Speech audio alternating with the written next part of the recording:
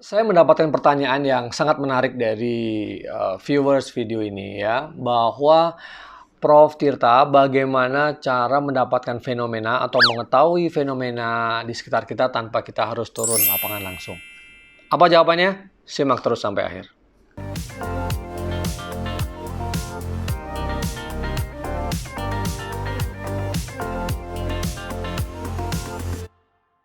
Selamat datang di channel Tirta Musitama. Di channel ini Anda akan mendapatkan informasi seputar sukses belajar di perguruan tinggi. Nah, apakah kalian sudah subscribe? Kalau belum, silahkan subscribe sekarang. Yang masih timbang-timbang, Prof, apakah videonya keren apa enggak? Saya akan subscribe kalau keren. Oke, silahkan tungguin sampai akhir ya. Baik, langsung saja. Terima kasih yang menyampaikan pertanyaan ya, tentang bagaimana kalau saya tidak turun lapangan, ingin mendapatkan fenomena, mengetahui fenomena yang ada di lapangan. Nah, ini jawaban saya. Nah, memahami fenomena atau mengetahui fenomena itu sebenarnya memang tidak harus selalu di lapangan. Dalam konteks membuat bab 1 ya, atau pendahuluan di bab 1. Kan kita bisa melihat dari media sosial misalnya.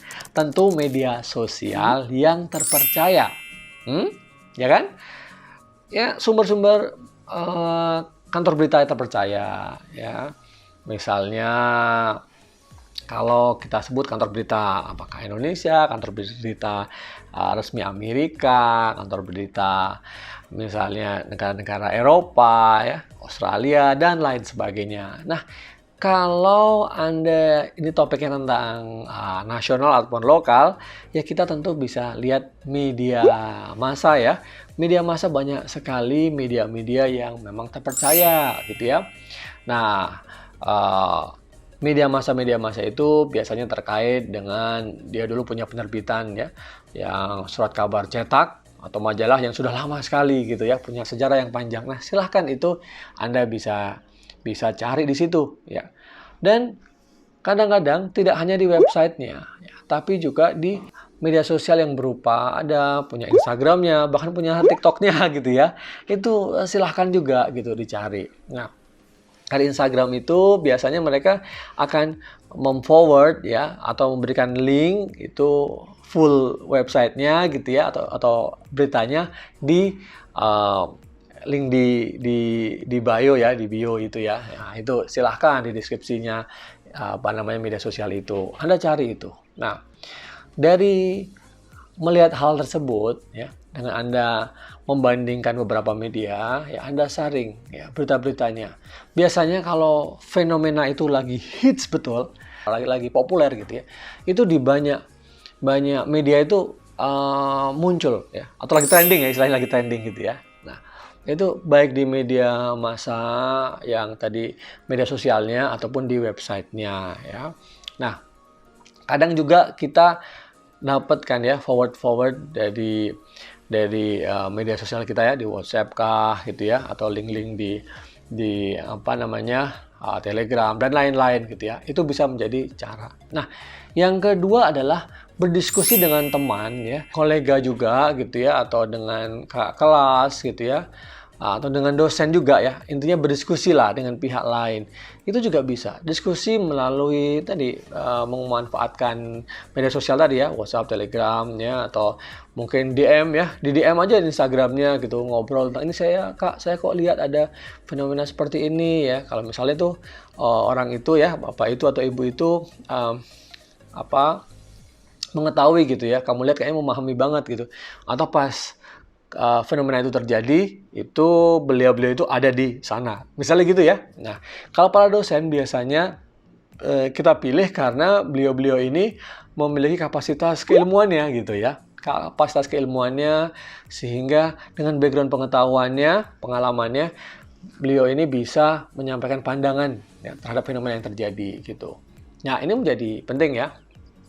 Media sudah, kemudian dengan berbicara dengan orang lain, kolega sudah gitu ya.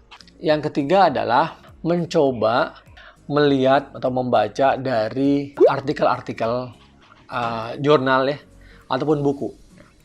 Fenomena memang tidak harus selalu yang terkini ya. Kita melihat sekarang kalau fenomena terkini dari media massa. ya dari koran atau dari media sosial. Tetapi kita juga cek apakah fenomena tersebut sebenarnya pernah terjadi sebelumnya. Kalau itu ya bisa kita lihat dari buku kan, bisa baca dari buku gitu. Nah, atau juga bisa baca dari artikel-artikel yang membahas tentang topik itu. Biasanya kalau kalian nih, kalau kamu lihat artikel jurnal yang terkini saja, baik itu yang mungkin terakreditasi nasional ya, Sinta, maupun akreditasi internasional, itu mereka akan menuliskan fenomena itu di bab 1 ya, di bagian pendahuluan ya, latar belakang itu ya, di awal-awal mungkin 3-4 paragraf gitu, di awal itu biasanya mereka tuliskan fenomena juga.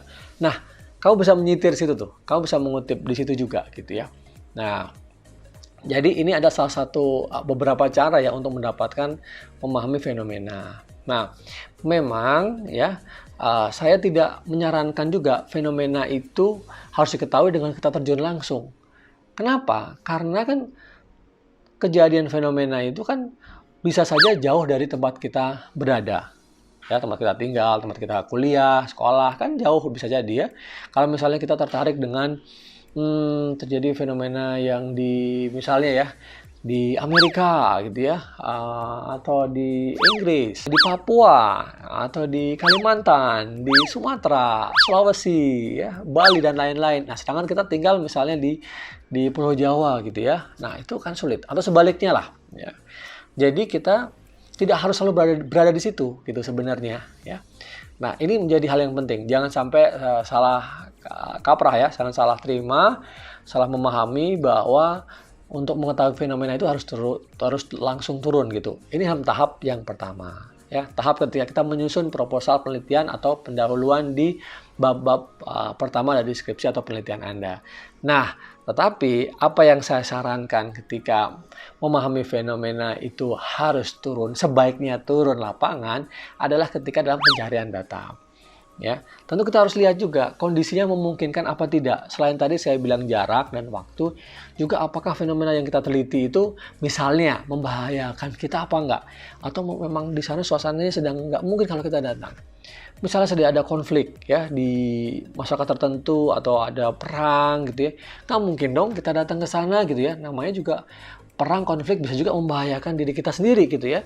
Kita inginnya meneliti itu, ya, memahami itu, tapi malah kita jangan menjadi korban. Jangan sampai kita menjadi korban dong ya, sakit ya, atau apa namanya ada kondisi-kondisi lain ya yang tidak kita inginkan, gitu ya. Nah, memang tadi ya kalau untuk mencari data sebaiknya kita datang sepanjang itu memungkinkan. Kalau tidak memungkinkan, kita cari sumber-sumber lain ya yang menjadi proksi, yang menjadi penghubung. Kalau ada narasumber yang tinggal atau berada di sekitar fenomena itu, kita bisa hubungi.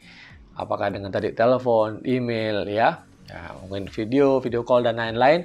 Buktinya bisa kelihatan dengan video call, dengan email, dengan media sosial yang kita lakukan komunikasinya bersama-sama. Nah, ini salah satu contohnya.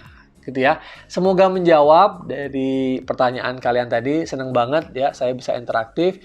Terus ajukan pertanyaan-pertanyaan yang mungkin ya bisa saya jawab dan bisa saya share kepada kalian semuanya. Terima kasih. Nah, gimana tadi yang belum subscribe? Nah, pertimbangannya bener kan? Bagus kan? Ya, alhamdulillah kalau kalian melihat bahwa video ini bagus, silahkan di subscribe dan di like.